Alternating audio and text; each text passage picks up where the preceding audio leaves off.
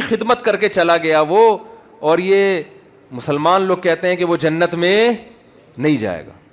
تو بھائی اس نے ایک بلب دے کر آپ پر احسان کیا, اور آپ کو اس کا جنت میں, اس کا جہنم میں جاتے ہوئے ترس آ رہا ہے کیونکہ آپ کا محسن ہے.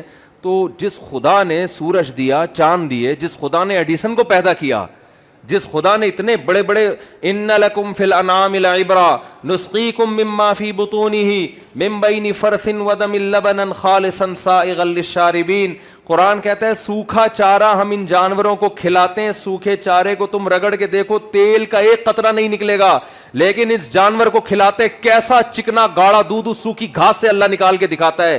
اور اس خالصاً فرمایا کہ نہ اس میں گوبر کی بدبو نہ خون کی بدبو, ایک ہی فیکٹری میں اس چارے سے گوبر بھی بن رہا ہے, خون بھی بن رہا ہے, دودھ بھی بن رہا ہے, لیکن اس فیکٹری میں جہاں دودھ تیار ہو رہا ہے نہ گوبر کی بدبو آتی ہے نہ خون کی رنگت, خالصاً یہ اس کا کلر دیکھو اور مزہ دیکھو, سائغا للشاربین, پینے والوں کے حلق میں پھسلتا چلا جاتا ہے.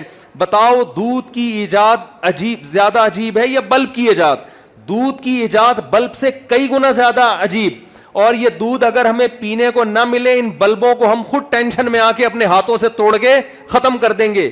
کس قدر بڑی نعمت جس خدا نے, اور یہ ایک نہیں ہے, وَإِن تَعُدُّوا نِعْمَةَ اللَّهِ لَا تُحْصُوهَا, قرآن کہتا ہے اگر ایڈیسن کی نعمتوں کو گنو گے 4-6 سے زیادہ اس کی چیزیں نہیں ملیں گی, اور وہ بھی اللہ کی دین ہوں گی, اللہ نے اس کی کھوپڑی میں ڈالا ہوگا کہ تو یہ بنا دے, خود سے نہیں جاتا کچھ کسی کا دماغ.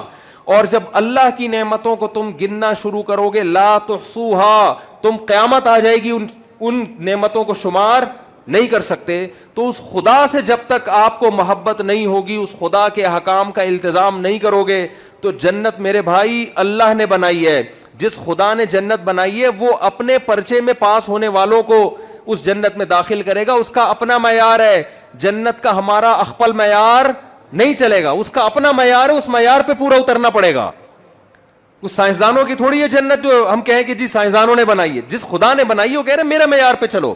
ایک چھوٹی سی بات کر کے اپنے بیان کو ختم کرتا ہوں. دیکھو آپ گھر سے باہر بہت اچھے ہیں دوستوں میں, باپ آپ کو اچھا جب کہے گا جب آپ باپ کے ساتھ اچھے ہو, دوست آپ کو اچھا جب کہے گا جب آپ دوست کے ساتھ اچھے ہو. اچھائی اور برائی کا جو معیار ہے وہ ہر ایک کا دوسروں سے مختلف ہے. بیوی آپ کو اچھا جب کہے گی جب آپ, جو بیویاں میرا بیان نہیں سن رہی ان کی بات کر رہا ہوں, جو خواتین یعنی لوگوں کی جو بیویاں, آپ کا پتہ نہیں کتنی بیویاں مولوی صاحب نے رکھی ہوئی ہیں, تو لوگوں کی بات کر رہا ہوں کہ عورت اس شوہر کو اچھا کہے گی جو پوری توجہ کس کو دے, بیوی کو, لیکن ساس اس شوہر کو اچھا, اس بیٹے کو اچھا کہے گی جو پوری توجہ کس کو دے, ماں کو. تو میرے بھائی ہمارے ہاتھ میں اگر جنت ہوتی تو پھر ہمارے معیارات دوسروں سے مختلف, ہر شخص کا اپنا معیار.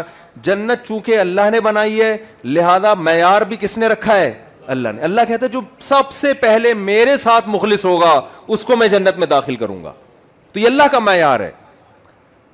تو اللہ نے 4 شرطیں بیان کی, یاد رہیں گی. نیت اچھی ہو, نمبر 2 کوشش بھی کرے, نمبر 3 اس کوشش میں بدعتوں کو شامل نہ ہونے دے, اور نمبر 4 عقیدہ بھی اس کا صحیح ہو. یہ 4 کوشش ہوگی تو اللہ فرماتے ہیں فَأُولَئِكَ كَانَ سَعْيُهُمْ مَشْكُورًا, ان کی کوشش کا صرف بدلہ نہیں ملے گا, بہت اچھا بدلہ ملے گا. مشکورہ کا یہ مطلب ہے, صرف بدلہ نہیں بلکہ جتنا کرو گے کم سے کم 10 گنا, اور اس سے زیادہ اللہ جس کے لیے چاہے بڑھا دے.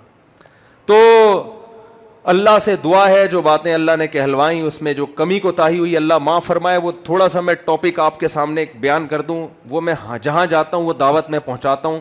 لوگ مجھے کہتے ہیں آپ ہر محفل میں 4 شادیوں کا ذکر کیوں کرتے ہو؟ میں کہتا ہوں اس لیے کہ دیگر حضرات کسی محفل میں اس کا تذکرہ نہیں کر رہے, ٹھیک ہے, تو مجبوراً کر رہا ہوں میں. جب دیگر حضرات بہت زیادہ تذکرہ اپنے بیانات میں شروع کر دیں گے تو پھر ہم یہ تذکرہ, کیا خیال ہے بھائی, ہم چھوڑ دیں گے. اب سوال پیدا ہوتا ہے دیگر حضرات یہ تذکرہ کیوں نہیں کر رہے؟ بھائی اس تذکرہ کرنے کے لیے پہلے ان کو دوسری شادی کرنی پڑے گی. لوگ کہیں گے اتنا اچھا کام ہے تو خود کیوں نہیں کر رہے بھائی؟ تو یہ ٹینشن ایسی کریٹ ہو گئی ہے, ٹھیک ہے.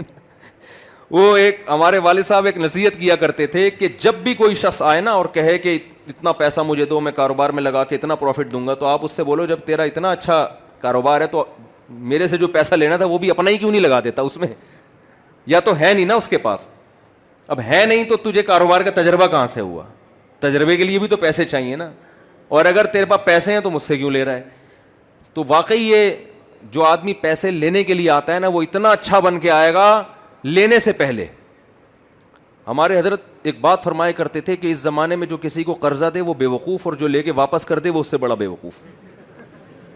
اب اس وقت میری سمجھ میں یہ بات آتی نہیں تھی کہ جو دے وہ بے وقوف, تو سمجھ میں آتا ہے قرضہ دے یا انویسٹمنٹ کے لیے پیسے دے.